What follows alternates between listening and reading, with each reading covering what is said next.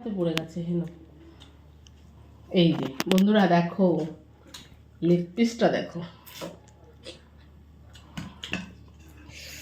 এবারে একটু খাই, খেয়ে দেখি তারপরে বলি।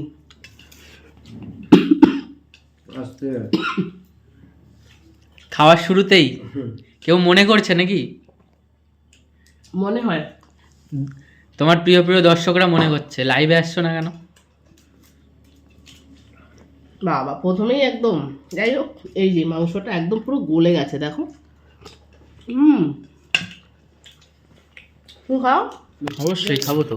একটু মিষ্টি মিষ্টি করেছি কারণ চিকেনটা যেহেতু একটু ঝাল ঝাল আছে। তোমার কি মিষ্টি বেশি লাগছে?